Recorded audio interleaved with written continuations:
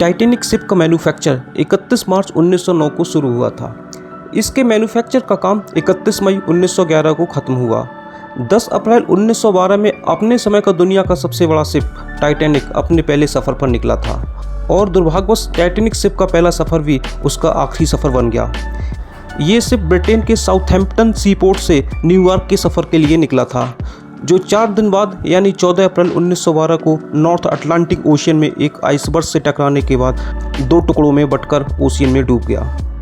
Titanic के डूबने से 1500 से ज़्यादा लोगों की मौत हो गई थी। टाइटैनिक का डूबना दुनिया का सबसे बड़ा समुद्री हादसा है।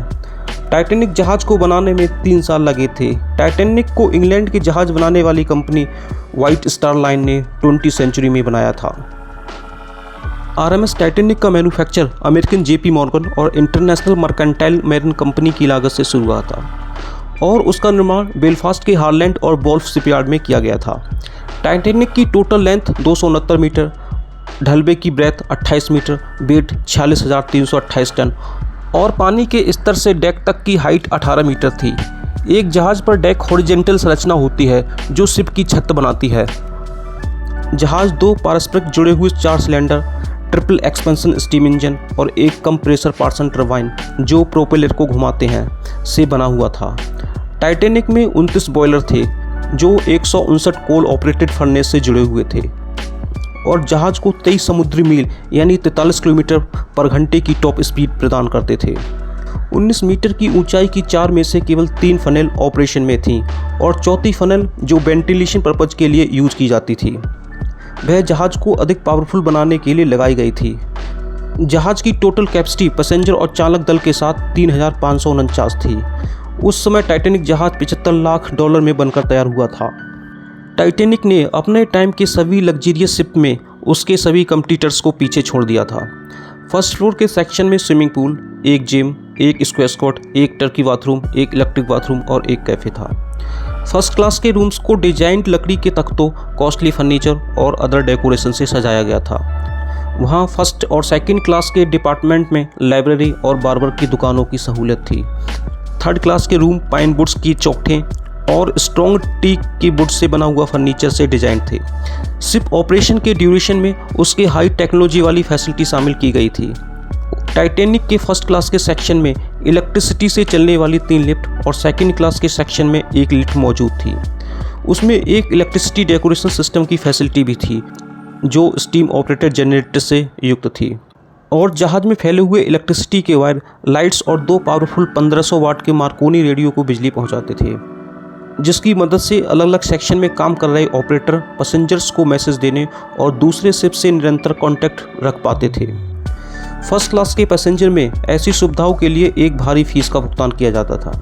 उसमें सबसे महंगे एक तरफी ट्रांस अटलांटिक बेस्ड रेजिडेंस के लिए $4,350 का भुगतान किया जाता था, जिसकी आज की तुलना में $95,800 से भी ज़्यादा होती है।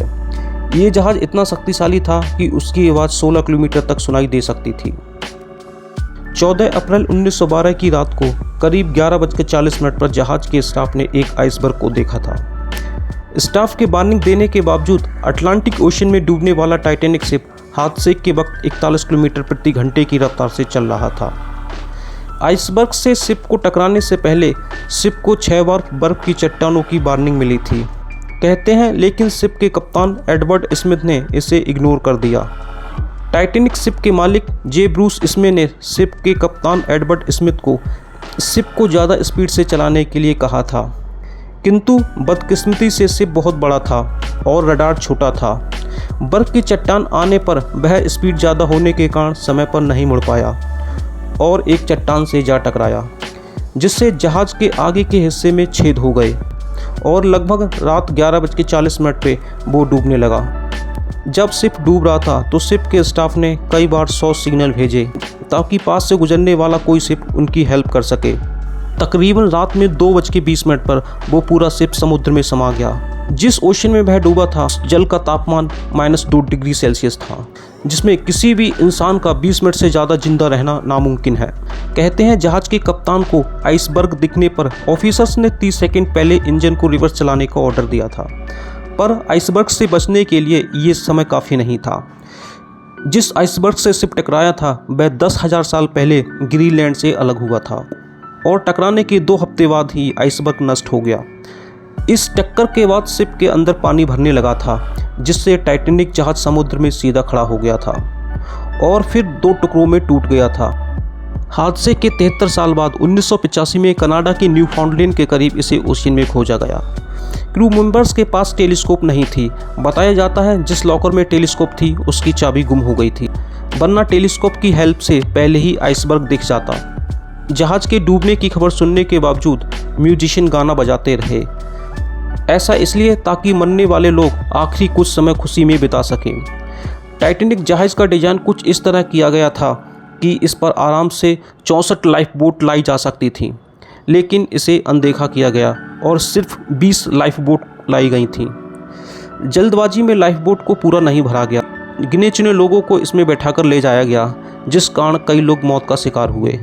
टाइटैनिक को उस समय के सबसे अनुभवी इंजीनियर्स के द्वारा डिजाइन किया गया था और इसके मैन्युफैक्चर में उस समय उपलब्ध सबसे हाईएस्ट टेक्नोलॉजी का इस्तेमाल किया गया था।